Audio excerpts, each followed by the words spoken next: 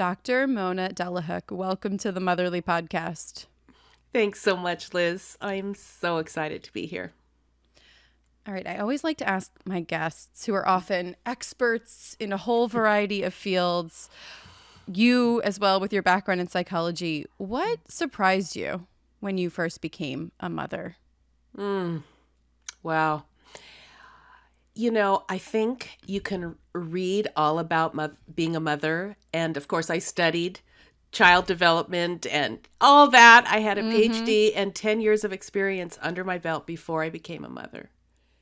And nothing could have prepared me for the surprise of how visceral and primal and cellular it felt. How and my first one was a preemie. So it was it was a ride that was so terrifying and so joyful at the same time that I'm not sure you can actually prepare for that. So the surprise was how visceral and fierce it was.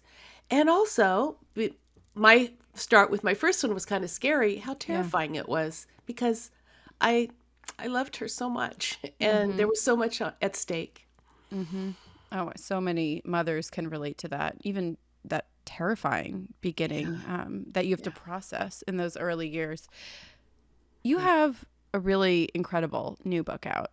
One of the things that I appreciate about it is, your honesty about, what you see now as maybe mistakes you made as a new mom or things you didn't know then that you do know now.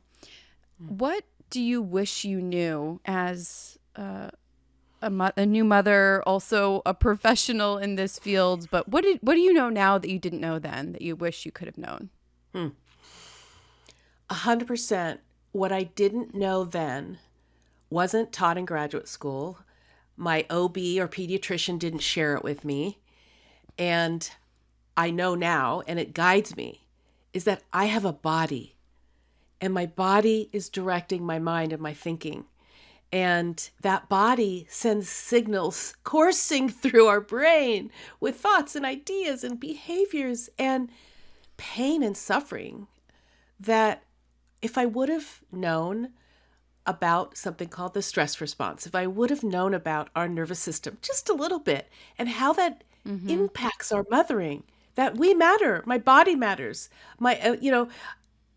if I would have had some compassion for everything that I was going through in my nervous system, which is not a word we attached to parenting, and still to this day, I'm not sure we attach it enough. And that's what I'm excited to talk about, is that we're not just a brain or a body, we're both.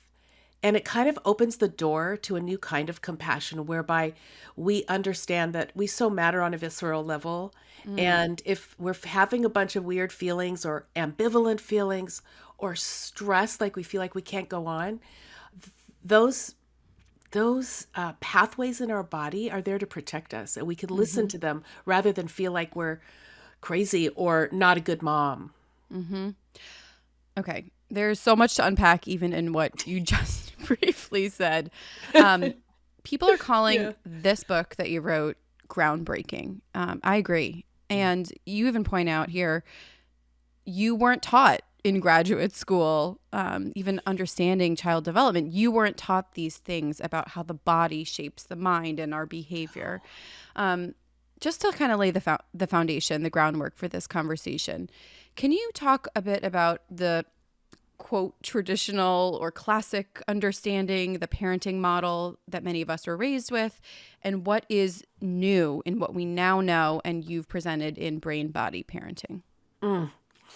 So in our traditional models have so many layers, as you know, that even the cultural layer of Western parenting in Westernized countries, for example. So our thoughts and ideas are highly influenced by our environment, our culture, how we grew up. But let's just say the traditional Western model is that the underpinning is looking at well-behaved children.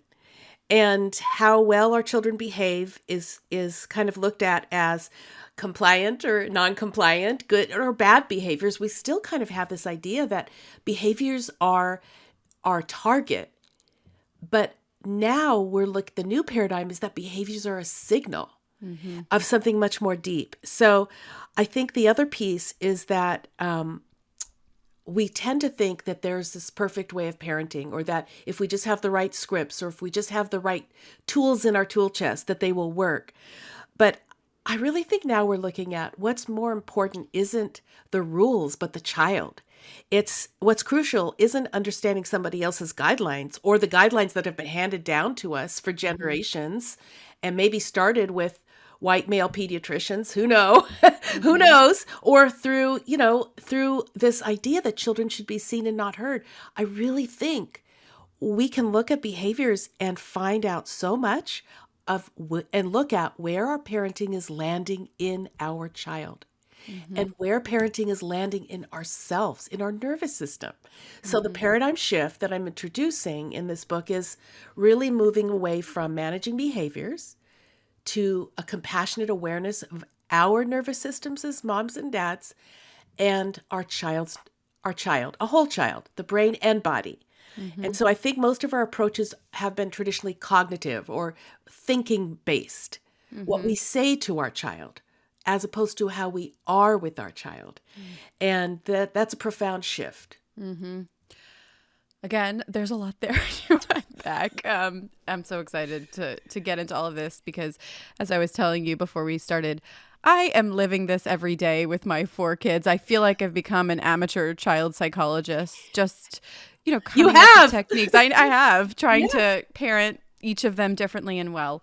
I love how you talk about a child's behavior. I love how you talk about a child's behavior as a signal, a sign. I think it is such a paradigm shift. So what do you mean when you're saying, it's not about judging the behavior of our child as good or bad or compliant or non-compliant, but getting really curious. What is this telling me? What do you mean? What are you getting at when you say that? Right. So what I'm getting out is that we are kind of going to shift our conceptions about what is a good or bad behavior. So I talk about behaviors as the tip of the iceberg. And, in that big chunk of ice, the 15 or 20% is what you can see, but that huge underground iceberg contains the millions of things that can cause our children's behaviors.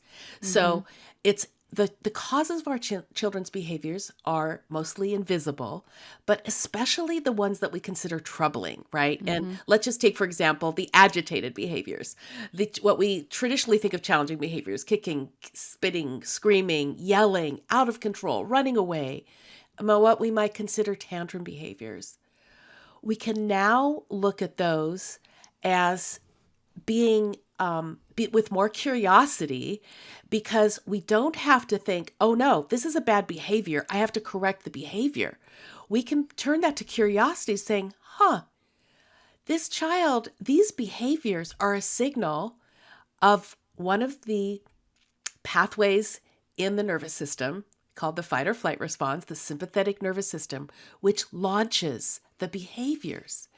And when you have an out of control child, we know that state, that what I call shaky platform, that vulnerable platform that produces these behaviors, needs attention and nurturance and patience and a calm nervous system from us, first of all, because we transmit it, and not necessarily straight up discipline or straight up sending the child into a timeout or telling them their behavior chart just got knocked down a couple notches, which again is frankly how I raised my kids before I knew this stuff. So I wonder if that answers part of the question. I know it's such a good question. Like, what is that shift? It's really from looking at behaviors as our target to behaviors with curiosity as this rich information that we don't have to be afraid of. We don't have to be afraid of. We don't have to personalize that we're doing something wrong if our child has a tantrum, for example. Let's dig into the nervous system specifically. So, there's some super common, my child's suddenly crying, or this morning one of my children didn't want to put his pants on and go to school.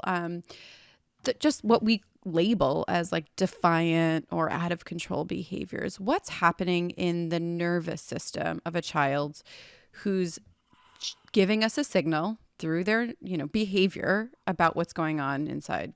What is happening in there? What is happening underneath the hood, underneath the tip of the iceberg? Well, one of the simplified ways I describe it, which with the permission of the neuroscientist who developed one of the theories about the autonomic nervous system, which is one of the big ones that helps our brain and body communicate with each other, right? Our autonomic nervous system we can think of it as a platform that launches behaviors. And so I talk about a sturdy or a more vulnerable platform. A sturdy platform produces kids who are calm, they're alert, their faces are smiling, they like to play, they can follow directions like putting your pants on, and they may say, do I have to? But they'll put their pants on, right? Mm-hmm. That's a actual state of our autonomic nervous system. I call that the green pathway. Think of it as a green light. Now, every parent knows that our children are not always in that green pathway. They're not always in that space to do what we say or do what they need to do. Mm-hmm. That's to be expected. And the reason is that humans are not machines. We are very reactive to our environments, both the outside environment and our internal environment.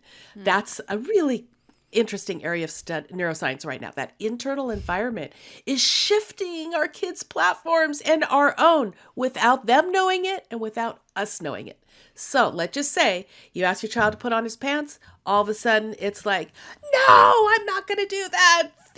Stupid pants, and mm-hmm. You're like, oh my gosh, we just went, we have a situation here. We got to get out the door in 5 minutes. Yep. What you can say is my child's platform has just shifted to shaky. He's gone from green to red. What is red? Red is where we are agitated. We're not calm anymore. You'll see signs on the child's body. Their voice shifts. They may be mm-hmm. loud or cranky in their voices. Their faces look different. They may get sweaty. Their heart starts to beat a little irregularly, but we kind of know it, right? You know that, like, okay, here's a shift. So that is the red pathway. And what that tells us is that somehow that little ask has shifted your child's safety detection system, its subconscious, mm-hmm. to somehow a threat. And it doesn't mean that what you asked is wrong. It means that at that moment, their nervous system doesn't quite have the gas in the tank to comply. And that is the cool thing that we can learn about nervous systems. We can look at our child and say, we can move from going, this is like a bad kind of disrespectful behavior, mm-hmm. and he knows we got to get out the door. And believe me, nothing can rev up a parent's nervous system than not being able to get out the door. Yep. I know that well. But now we look at it going, okay, he's in the red and we need to figure out how to get him in the green. And what you told me that you did, which I loved in the example, your child was having difficulty, was you realized that you could stay calm in that moment. You set yourself to green. Okay. And you can tell us what you did, but somehow you shared that calm nervous system with your child. Right. And he was able to put his pants on. Mm-hmm. So the primary thing to remember really is that it doesn't require a perfect script. It doesn't require a perfect consequence. What it requires really is staying calm ourselves and realizing when our child has shifted, when their platform has gone from sturdy to shaky, and when that red pathway is involved, the roadmap becomes clear. It's not shaming the child or necessarily discipline. It's co-regulation. We can talk a little bit about what that means. That's what I was going to talk about. And I think this concept of co-regulation is one of the just critical and innovative, and also like, even when you hear that term co-regulation, like, I understand what that means. And it's a helpful reminder for me in the moment of parenting that, like, me ratcheting up this situation is going to make it worse, because he will immediately ratchet it higher in response to this regulation. The book gets at things like mirror neurons and, how we start to breathe in response to one another's heightened emotions. So In the parenting context, help us understand what co-regulation is and why it's just such a powerful tool inside family systems. Ah, you know, I devoted a whole chapter to it because I see the word around. It's kind of a buzzword right now, and it's a great word, but what does it really mean? A lot of parents I talk to think it means just being nice to your child. But it's very science-based, and again, you won't necessarily see it prescribed by your pediatrician, but it really explain to you at the hospital, right? That our little babies, our toddlers, our children develop self-regulation, which is basically the ability to eventually have control over my emotions and behaviors, be able to do self-talk, be able to see that what I do right now is going to matter in the next hour, or the next week. But it's built through basically something called responsive care. When we see our child's need, we try to figure out what it is. We don't always have to get it right, but we try to figure out what it is, and then we meet that need. And it's at the analogy in infancy is easy. Infants need us 24/7 to co-regulate their physical body. They can't feed themselves. They can't change themselves. They can't put themselves in the crib.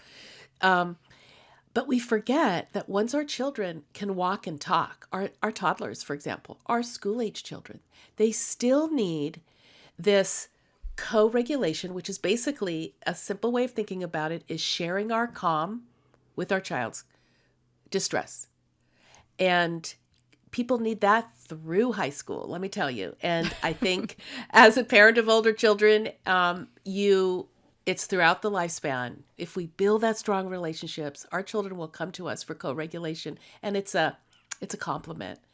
But here's where I think, because it's not in the literature, it's not in our vernacular, we get sideswiped.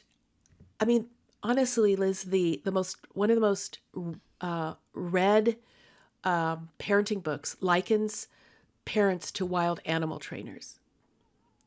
And a lot of what parents hear, I've heard for 30 years in my practice, is somebody who I respect, and again, no disrespect to any of my colleagues out there who are well-intentioned, undoubtedly, no disrespect to that, but who give advice that will say, well, you're not consistent enough. Yeah, this child is pretty stubborn. You better clamp down even harder. You get that advice from even teachers and neighbors and maybe your own parents. Like, you're too lax. And I think that we don't understand that the way to develop self-regulated children, and you saw in the book that there's tons of research around this, it's unequivocal, is through this process of where we share our regulation with our little humans. And some of our children are going to need more of us than others. If you have more than one child, it's not the same formula for each child.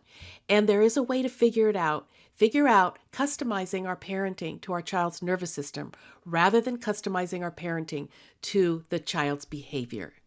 If that makes sense. You got at one of the follow-up questions I was going to ask, which is something I've heard a lot myself, which is like, you're spoiling them by just letting them act like that, or the idea that you're coddling bad behavior by showing empathy. Can you explain the difference between compassionate co-regulation and not having boundaries for your children? Yes, and I think it's a really good question, because what's the difference between coddling and having good co-regulation? Well, coddling is, we can think about coddling, or one way I think about coddling is giving your child everything they want, or never saying no, or not having boundaries, or bubble wrapping your child, right? Of protecting them. Co-regulation is not that at all. Co-regulation doesn't mean that you can't have good boundaries and family values and transmit to your children what's appropriate and inappropriate behavior in your family. You can absolutely have that, and you can recognize when a behavior is not on purpose, willful, intentional misbehavior, but a stress response coming out of the nervous system, outside of the child's control at this moment, right? Because it's a learning process, it develops. You can be a strong parent and an empathic, compassionate, co-regulatory parent and have your rules at the same time. In fact, that's optimal. We don't want children will feel a little anxious if they get to make all the rules. It's we really are not talking about that at all. The other way we can use co-regulation is to help children reach what I call their challenge zone. Because we actually do want to have children working on their edges, right? We as much as we adore our children, we may not want them to come to us and live with us forever, right? Or freak out at school when we're not there to help them. So as they grow older, we just want to stretch them a little more and more in something called the challenge zone. How do we do that? We use our co-regulation, the steps of it, of the responsive care, seeing a need, properly identifying it, and then meeting that need with our warm emotional tone in our relationship. And then we help the child tolerate greater and greater levels of distress, which is basically called growing up. Yeah. I actually have it here because I texted my best friend this morning reading your book, and you wrote, stress that is predictable, moderate, and controlled leads to resilience. That's what you're describing. Like, there is a healthy degree of stress that strengthens your muscles. But when stress is unpredictable, severe, and prolonged, it threatens resilience. And children or adults suffer the consequences as a result. That's right. That's right. And that's out of a lot of... That's what you're getting at there. Yeah, that's what we're getting out there, because and so that's good news for parents who worry, oh no, like for example, with the pandemic, look at all the stress everybody has been exposed to. And for sure, let's just say it was such a, like an earthquake, and now there's different tsunamis happening. It's really rough. But I do want parents to know that the literature and the research does suggest that if you're there with your child, and if the child has that responsive person, that loving person in their life when they're going through stress, it actually can build additional resilience. So I'm really hopeful. I'm hopeful for our children as we're moving out, hopefully, that they will have additional resilience that maybe you and I don't have. Okay. I think it was in your book, but because it's like this vague memory, but do you talk about post-traumatic growth in the book? Is that a part of what you talk about? Or did I read that somewhere else? I think you read it somewhere else, but okay. I love that concept. And what I do talk about in the book is remember that you can't grow new strengths if you don't have a little bit of stress. Dr. Bruce Perry, who's a trauma researcher and a psychiatrist, talks about the fact that if you have no stress on your brain won't remember something new. So I think we, as parents, I know certainly I'm a sensitive person. So it was really hard for me to see my children struggle. And so I think we have to remember, if you're sensitive mommy or daddy, that it's not the struggling our children are in that's going to be harmful. It's that if they're there alone for too long, if it's too long, if it's too great, and if it's often enough, that's when children will develop that stress response and toxic stress. But what you do to help connect mommies and daddies to themselves and to their children is the protective factor. That's what I was wanting to get at now. And I think I had to say, like, something else that I loved. You can't tell I'm a huge fan of this book. But something else I really loved about it was how much you emphasize self-care, building up one's own bank, body bank, as the co-part of the regulation. So, we start talking here about how it's the behavior that's a signal. Children are so influenced by their own physical, mental, mind-body state, but also the environment around them. We as their parents are the biggest part of that environment around them. And so therefore, our well-being is a critical facet of our child's well-being. You say that self-care begins with self-awareness, and that one of the most important things, one of the most important skills we can have in parenting is to know ourselves. Okay. What is the science of why a parent's own well-being matters? And I ask that because I think a richer understanding of that may help some of our listeners prioritize, give themselves permission, make space, demand support to practice that deeper self-care and investment in their own well-being. I love how you phrase that. And I'll just say that the research is so strong, but the research has really come up. It wasn't there when I was a mom. And I really felt like, and I shared it in the book, that I lived much of my parenting when my children were young as an out-of-body experience. And when you're young and energetic and love your career and love being a mom, I felt like I could multitask. And frankly, if I had extra time, I wanted to spend it with my kids and, not what was traditionally thought of self-care, like going to the gym or going to a spa, but that's not what we're talking about. So here's the science. And I think that I want mommies and daddies to hear this so strongly. And it's not to make you feel guilty, okay? This is to make you feel good inside, to make you feel compassionate to yourself. Our nervous systems are shared with our children. That's some of the science I share in the book. It's an uncomfortable truth, but let's just say it's there. Our nervous systems are shared. So what does that mean? That's why we put co-regulation in there. Our well-being matters. Now, I would say we don't do it necessarily because it's good for our children. We do it because it's good for ourselves. And why do we need it? We run a body budget. The science from Dr. Lisa Feldman Barrett, one of the world's top neuroscientists right now, talks about how our body budgets as parents right now, as humans, is so low. Like we're overdrawn. Think of it as the money in the bank. We're overdrawn. And you can't really pour from an empty cup. That's an old-fashioned saying, but there's science behind it. And so it's kind of radical but simple.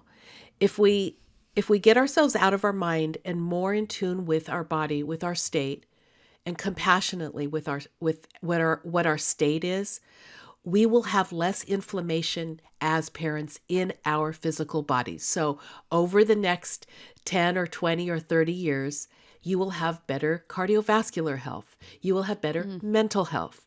The impacts may not show up until you're in your 50s or 60s, but believe me, they will show.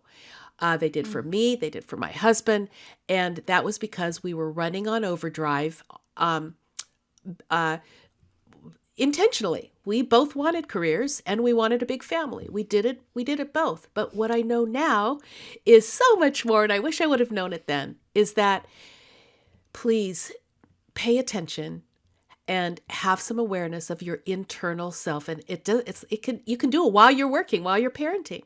Think about what's going on in there. Am I on overdrive? Is my heart beating fast? Is my breathing irregular? Are my thoughts racing? Am I sinking? Am I checking out? Am I feeling like I'm in a black hole? All of those matter. All of those signals matter, and awareness is our friend. And I just will push it a little further and with some self-reflection that I was a mom on overdrive. And when I slowed down, it was scary. I was afraid to slow down. I liked a fast pace. But now I'm looking back at it and thinking that since I was in the red pathway a lot, I miss those cozy moments, those moments where you have to let the agenda go and let something called flow happen. We also know that that's really the kind of like the super sauce of co-regulation is when we can play with our kids. We can let down the list of chores to do for a moment, 5 minutes, and we matter. We matter.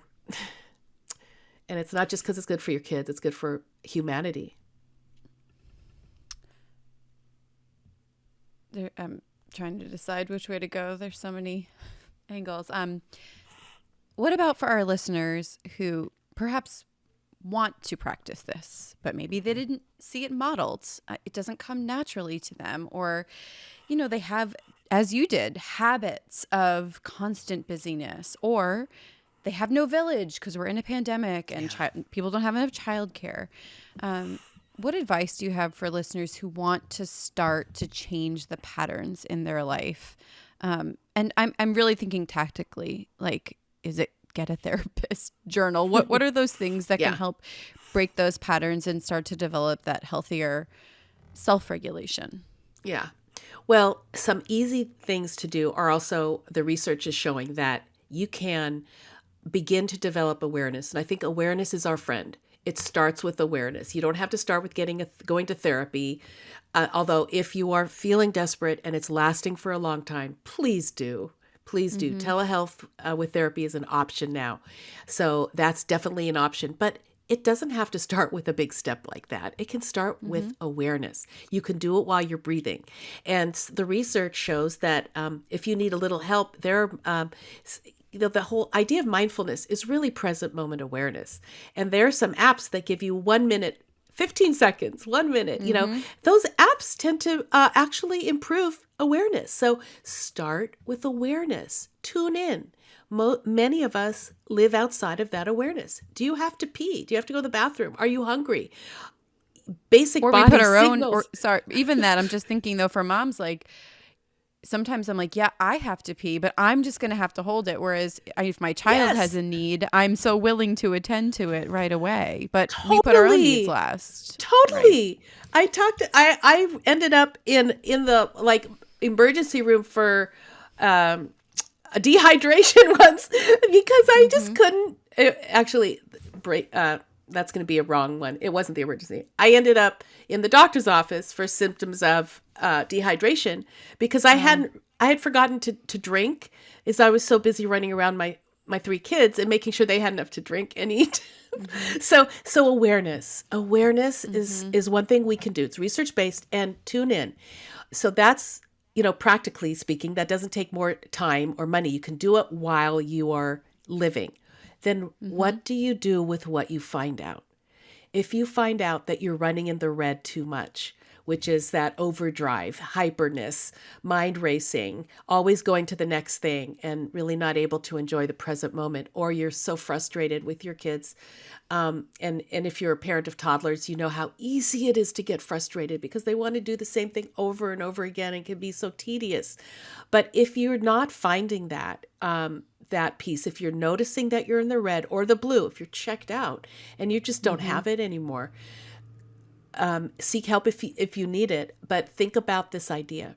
In the red, finding ways to connect with other people. The best thing for a revved up nervous system is another human. Hopefully, the trend with the pandemic is that we can connect a little bit more, but connect with your partner, your spouse. If you don't have one, maybe it's a neighbor. In the book, I gave an example of a mom made friend with during the pandemic with the postal person. They would say like hi and talk for like 30 seconds. That made her day. It was human connection. So try to connect, and especially for moms, I'd say. And again, I say this out of my own experience. I was so stoic. Like, give up stoicism. It's not. We are expected to do and be so much. Let's just realize that it's too much, and reach out and let a few of your village, a few people in there. What else can you do? If you have more time, there are things that you can do to ground yourself to your nervous system state, to be more green. And I have moms and dads like write those 3 or 4 things down. What is it for you? Is it taking a quick walk? Is it a certain type of breathing? Is it listening to a certain song? Write them down, put it on the fridge. Remember those things. Do them several times a day and start to nourish your calm state. The more you nourish it, the more calm you'll feel. The research shows that's true as well. And then if you're so inclined, the research, and something that has helped me probably more than anything I've done in my life for my overall health, is slowing down and developing a practice of maybe tuning in.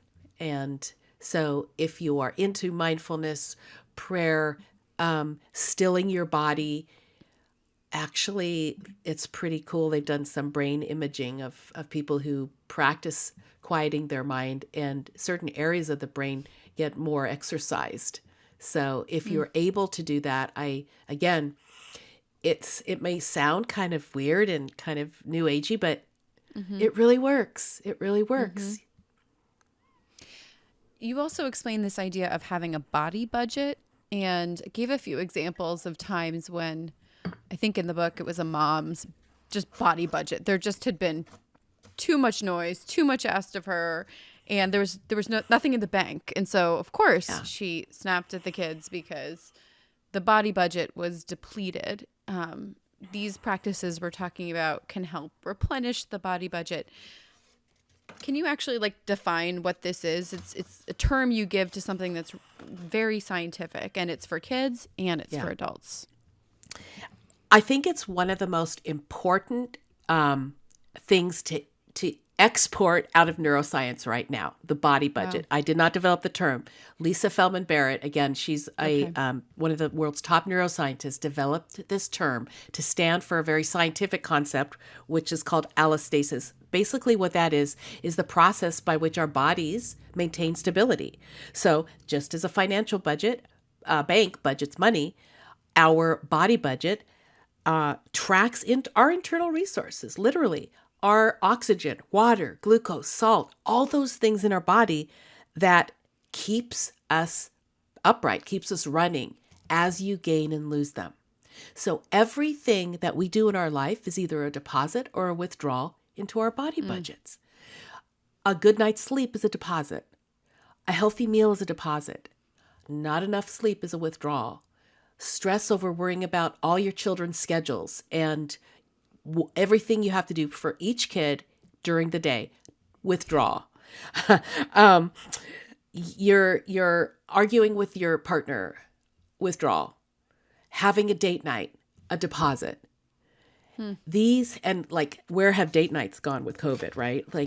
Even ha ha ha, all those things. Literally, parents need to know. You can calculate how many withdrawals did I get today? And if you're a mom, you're constantly giving. Where are the deposits? Where is that person putting their arm around you? Who mommies you? In our culture, where's your mommy? Where, and I don't mean that maybe your actual parent, but we're living in disconnected lives. And even a couple hundred years ago, we were living next to our mommies and daddies, right? So let's just understand that what we're doing now is unnatural. And so track the deposits and withdrawals and understand that this is a legit scientific concept. Your body budget matters. And I think as moms, it's easier for us to track our child's body budgets than our own. We know when our child needs a nap. We know when they're getting tired, when they're hungry. We know if they've gotten the wrong snack or what. We just know them so well. But how about our own body budgets? Because we need to prioritize our body budget. So like you were saying in the book, there was a mom who had constant withdrawals, and we just figured out ways, again, within her family, because I know that not all parents and not all moms have these choices. But within your situation, how can you give yourself enough deposits so that your bank account isn't withdrawn? And I really feel like the pandemic has made many people live with a withdrawn. We're in the red. We're not in the black. We're not a flesh body budget. So let's think about that. Let's start to be creative in our villages again, in our connectiveness again. And maybe we can start neighbor to neighbor, person in your next apartment, FaceTiming with a friend, and then physically too, making sure we get enough sleep, food, water, emotional support, And I guess I'll put it exclamation mark on sleep, because the leading sleep researcher in the world says that sleep isn't an option. It's our life support system. So sleep, of course, over a period of weeks or months, you're okay. But if you're running on months and years of sleep deprivation, that's when you're going to have actual negative impacts to your mental health and your physical health. Mm-hmm. Thank God my kids were good sleepers. Like, that was the one thing that I never struggled with. I know, and I don't like to brag about it. I've got a lot of other struggles, but that was one, like, I don't know what that's like. And I'm glad that I don't. I want to talk about a couple scenarios where one's self-regulation might be kind of tossed to the wind, and, what you might recommend based on the science of co-regulation. What is a peaceful, healthy, co-regulated response? So, for example, you're at the park, it's time to go, and your toddler starts having a tantrum, and there's other moms around, and your other kid's already running to the car. So yeah, you have a situation here. What does co-regulation look like? Yeah, you have a situation there, and all eyes are on you. And we already feel like all eyes are on us anyway in public, right? And you've got this toddler. So this is a very good example, because toddlers can flip on a dime when what they are expecting to happen doesn't happen. Or if the opposite of what they want to have happen happens, like time to go. So just remember, for toddlers and for a lot of children, there's something called a prediction error, which I love from neuroscience. And that is that our children don't have our experiences. They don't have all those trips around the block to say, oh, it's time to go. Like, oh, cool, we'll be back tomorrow. Their bodies shift into the red pathway very quickly when their brain can't correctly predict. So expect.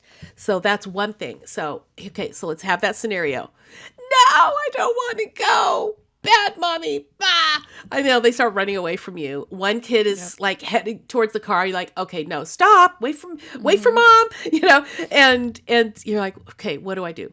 What you might want to do is grab the child and just be harsh, because very expected that if you go into the red during that moment, it's easy to do, because you have to physically take care of the kids running to the car and this toddler that's freaking out. But moment of awareness, just moment. Okay, just moment of awareness. So instead of saying, we are going right now, and if you don't go, I'm going to be very mad, whatever that would be, and maybe grab the child, which is honestly, of course, we've all done that, and you have to keep everyone safe. But here's co-regulation in motion. Child's screaming, doesn't want to leave. You check in with yourself. Okay, where am I? Let's just say, oh, she's in the red. I'm green. All right, this is a prediction error. All of a sudden, your nervous system is calm. You're in a position to share it. Go over to the child. Oh, my goodness. Oh, this was a surprise. You don't want to go, huh? Ma. You can't see, my face right now is making a bunch of different expressions. But according to the child, you can titrate that red pathway with a little bit of playfulness and a little bit of empathy and a little bit of authority too. Like, I know you want to stay, but oh no, it's time for us to go. But guess what? Daddy's meeting us at home for lunch. Hoo-hoo, that's going to be fun. Okay, in that example, it may not work, but it tends to work if you know your child, if you keep yourself green, and if you titrate their big emotions with some playfulness, some empathy, some distraction. Of course, the script has to work for your child. So there isn't a one size fits all, but I think I'm hoping that what I'm explaining is that we use our emotional tone. So the most important thing with a child who is in that out of control state isn't necessarily our words. It's how we are. So you'll have a powerful tool in your toolbox if you're able to say, okay, this child, she's or he's right now, they are in that non-cooperative state. They're in the red. And so I have to use my nonverbal communication first, and then the words that will work. And then hopefully a little patience. We really transition toddlers too fast. If you can build in some extra time at the park to let that transition from we have to leave to be more than a minute long, maybe 2 minutes, maybe 3, like if we're almost going to be ready to go to the car now, and letting that their nervous system warm up to the transition. We use pacing that's way faster than our toddler's social and emotional development. So if you can build in an extra little bit of extra time. So these are some brain body ideas. We use our emotions. We use the child as our guide. You watch their body language as you're doing this, and in real time, you shift what you're doing. But if you use the body as a guide rather than their behavior as a guide, there's a subtle difference there. And you can see the softening in the body if you're like, oh, sweetheart, you don't want to leave. And all of a sudden, their little shoulders come down and they may feel felt. They may feel witnessed. And our kids love to feel witnessed. Humans love to feel witnessed. And that really, I think, goes a long way. Witnessing that struggle without judgment and knowing that one day they will be able to go into that transition and be cooperative people. But take your time, be gentle on yourself, be gentle on them. Okay, I have been there like many, many times. So that's good. That's really good advice as they're little. And now my little toddlers who didn't want to leave the playground are now older boys. They're 18 months apart. So let's just do one more scenario here. My boys are right now, they're 8 and 9. There is a lot of arguing and fighting and hitting and wrestling. And he did this. It's actually a joke in our house that someone says, it's not fair, he got more than me. That's like a joke that we say because that's what happened. Like I predict 100 times today, someone will say, it's not fair, he got more than me. I love that. Oh, yeah. It's that always is not so fair. And the other one always got more. So tonight, when there's a fight in my house that it's not fair and he got more than me, and there's a lot of anger and they're red and they about to punch each other, and I'm feeling in the red about this situation. What does co-regulation in a kind of broader family dynamic and sibling rivalry look like? Yeah. And first of all, let's just say how common and how tough that is, because it's a laboratory. And when your children are that close in developmental stages and ages, right? It's an interesting laboratory because it's a little bit tougher because they're both going through the same kind of social emotional process. And guess who the best person to practice on is in real life? It's your sibling. And in the long run, it's really from a psychologist's point of view, I think, oh, this is brilliant because this is how we develop a sense of ourselves, a sense of social problem solving, a sense of right and wrong, a sense of how far I can push someone, a sense of how hard do I pinch them before they hurt, and what's the limit of play. So let me just say a few things really quick. Kids under 10, especially this playfulness, and you're talking about two boys, right? Like two little guys who rough and tumble play. Peter Gray talks about how important play is, and Dr. Porges talks about play is this state that involves activation and this social engagement at the same time. So it's so healthy. It actually exercises the muscles of self-control. But guess what? It's pretty crude in the beginning because Yes. a kid can go from being in the green to being in the red really fast. And that's when you see a playful, like, you know how they could be playing for like maybe 15 or 20 minutes and they're pushing each other, laughing and they're having fun. But then all of a sudden that it's not fair. When someone went too far, that's learning about how to solve social problems. And so it's going to happen. So one thing I'd say is expect it. That's very robust. And I'm really glad you're giving your kids the space to play. Kids need to play. Having said that, since they're both in that emotional zone of really kind of figuring out how to substitute my words for my physical actions. And if we think about, again, social emotional, like emotional literacy, that's a long journey to have that sensation in my body, translate it to a feeling state. And then after that, only then can it sometimes get translated to an emotional word. We know that what helps children with that, one of the things that actually helps build that muscle, and I don't want parents to think, oh no, I don't have time for this because it could be very short, but is play with a parent. Because when you and your child can become characters in the play, you can help titrate and co-regulate in play how your child expresses emotions. And I give examples of how to do that in the book.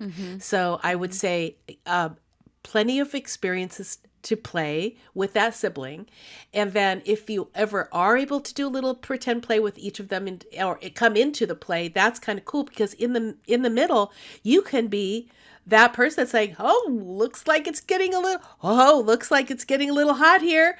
I wonder, what is your Superman feeling right now? Or hey, Superman, do you want to say something to this, to this robber right now, or to this to this bad guy, because kids love to have character play. It's true. Let them talk to each other and you can scaffold it. That's a very highly developmental approach, and so I'm suggesting it first before the next thing I'll suggest. But you can go in there and kind of help co-regulate the play, but not too much, because again, it's robust. But the other thing that you can do if you see it's getting hot is to help. And that would be, hey guys, I see that things are getting a little rough in there. Can you use a little bit of Tistel? How did that feel, sweetheart? Let the one tell the other, you got more than me. No, I didn't. But go underneath the iceberg. Go underneath. Like, it's hard, huh? It's hard having a brother sometimes. It's hard sharing that thing, man. And just let them own something like jealousy. Jealousy is just as much of a human emotion as is nurturing. We want them to be able to sense, like, this is me, and not feel bad about that. It's all in the process of development. So it sounds like you're doing a great job, and it sounds like they're robustly developing, and keeping our own sanity and making sure no one gets hurt is not an easy task. No, not at our house. Well, I love how you described it as a journey, and just in the ways that you've shared your own, learnings and things you wish you did differently now that you know other things. I appreciate that, because I think all of us can look back and think, oh, I can't believe I did that, or I thought that, or, changing this pattern is very hard for me. So framing this as a journey is super helpful. Do you have a vision of what a healthy culture of brain body parenting looks like for individual families, but also for this new generation of parents who is trying to break cycles, learn more about how the mind and body work? What's the vision that we're going for here? That's a great question. The vision that I see is pointing to the fact that what we've lost as modern parents is something we need to regain. And that is that we're parenting too independently. And I know that I liked that. I liked having a nuclear family with just me and my partner as the main people in our family, in our child's life. But if I would have something to say to my own children and to people who are parenting right now, my vision is that we will go back to parenting in community, whether that is your friends or or your actual family, or a vision of understanding that our body budgets are best fed through human connection, through not feeling alone. We feel so alone, and parenting is lonely, and our current situation in our culture for childcare, for working families is lonely. So my vision at the core is compassion for ourselves and for our children, realizing that we can't do it alone, and bringing the village back, bringing maybe extended family, grandparents, people on your block who are lonely and who would love to play with your child for a few minutes, but no one's reaching out to each other. That's my vision. And I wonder how you see it, because I'm seeing a pattern between the way you've described the regulation of a parent and child, of the mutuality in that relationship, and the health of our broader society, right? If the family is struggling and not well, the culture can't be well. Is that the vision that you're talking about? That is truly the vision. If a family can't be well, our whole society is on a rockier foundation. And we are we are doing amazing things in our culture, but I'll tell you, well, I was raised in a multi-generational household. There were always 3 adults living my whole life, 3 adults in the home, at least. And I have no doubt that's what allowed my mom to start up a business and be a caregiver and a mother and a business person. But we don't have that kind of support now. It's going in the opposite direction, towards more independence, and humans are interdependent. So I really think our society will be better if we start realizing that and try to see how we can weave that into the fabric of our everyday life. I'm not sure how, but I hope we can try. Yeah, we need to start talking about it too, for sure, which is what we're getting to do with you right here. So, last question. At Motherly, we believe that motherhood brings out our superpowers, and I define those as forces, strengths, things within us, often things that we didn't know were even in there until we became mothers. So, I'm curious, what's your superpower? Oh, that's such a great question. Let's see. Oh, I actually think my superpower is that I love to play. I feel like I am I'm a toddler in some ways, that I can turn into a character in play with a child waiting in the grocery line. And I think that my ability to play, to do pretend play, is kind of a superpower, only because it really helps me connect with children, but it also helps me connect to the child and myself. So I think it's helped me in my career, and I didn't play enough with my own children, but I'm playing a lot now with the children I work with, and I think it is kind of a superpower. Yeah, It is. Well, Dr. Mona Delahooke, thank you so much for joining us today on the Motherly Podcast. Thanks so much for having me. It's great talking to you.